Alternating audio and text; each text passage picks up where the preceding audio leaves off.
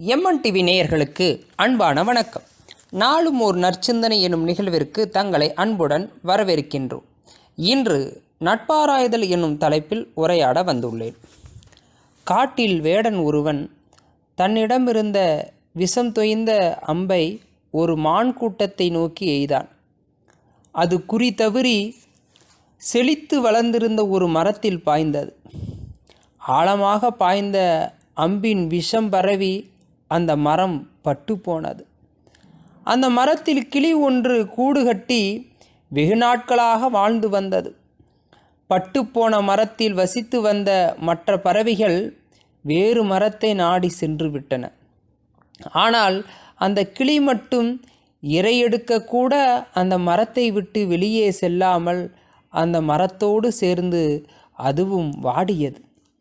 அந்த கிளியின் உயர்ந்த பண்பை கண்டு தேவர்களின் தலைவனான இந்திரன் அதிசயம் அடைந்தார்.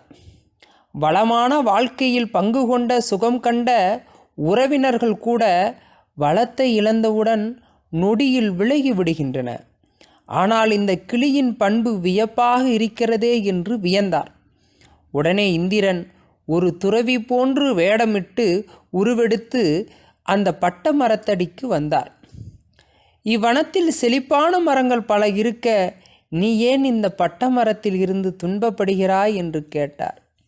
கிளி மறுமொழியாக, தேவர்களுக்கு தலைவனான தேவேந்திரனே வணக்கம் என்றது. இந்திரன் அதிர்ச்சி அடைந்தார். எனது தவத்தால் உம்மை யாரென்று கண்டுகொண்டேன். இந்த மரம் வளமாக இருந்த காலத்தில் மழை, காற்று, பனி, வெயிலென்று எல்லாவற்றிலுமிருந்து என்னை காப்பாற்றி அடைக்கலம் கொடுத்தது. அதனால்தான் அது பட்டுப்போன பிறகும் அதை விட்டு செல்ல எனக்கு மனமில்லை என்றது. கிளியின் நன்றி உணர்வை பாராட்டி தேவேந்திரன், உன் நிலைமையை புரிந்து கொண்டேன். நீ விரும்பிய வரத்தை கேள். உனக்கு சொர்க்கம் வேண்டுமா அல்லது உயர்ந்த பிறவி வேண்டுமா? எதை வேண்டுமானாலும் கேள், தருகிறேன் என்றார். உடனே கிளி, இந்த மரம் மீண்டும் செழித்து தலைத்தோங்க வேண்டும், அதுவே நான் வேண்டும் வரம் என்றது. தேவேந்திரன் மகிழ்ந்து அமிர்தத்தை அம்மரத்தின் மீது பொழிந்தார். உடனே அம்மரம் முன்பு போல் செழுமையாக மாறியது. நண்பர்களே, நமக்கு செல்வம் எப்பொழுது வேண்டுமென்றாலும் வரலாம், எப்போது வேண்டுமென்றாலும் விலகிச் செல்லலாம்.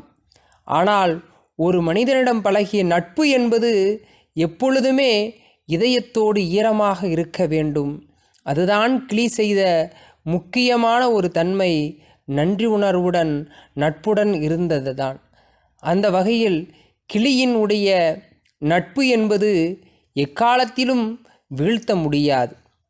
அதனால்தான் வள்ளுவனும் துன்பம் வரும் காலத்தில் கைவிட்டு ஒதுக்குகின்றவரின் நட்பினை தன் உயிர் பிரியும் நேரத்தில் நினைத்தாலும் அது உள்ளத்தை வருத்தும் என்பதை கெடுங்காலை கைவிடுவார் கேண்மை அடுங்காலை உள்ளினும் உள்ளம் சுடும் என்று குறிப்பிடுகிறார். இன்பத்தில் மட்டும் பங்கெடுப்பது தப்பு, துன்பத்திலும் துணையிறத்திலே நட்பு என்று அற்புதமாக பதிவு செய்திருக்கிறார். நண்பர்களே, நட்புடன் வாழ்வோம், நன்றி உணர்வுடன் வாழ்வோம். மீண்டும் அடுத்த நிகழ்வில் சந்திப்போம். நன்றி, வணக்கம்.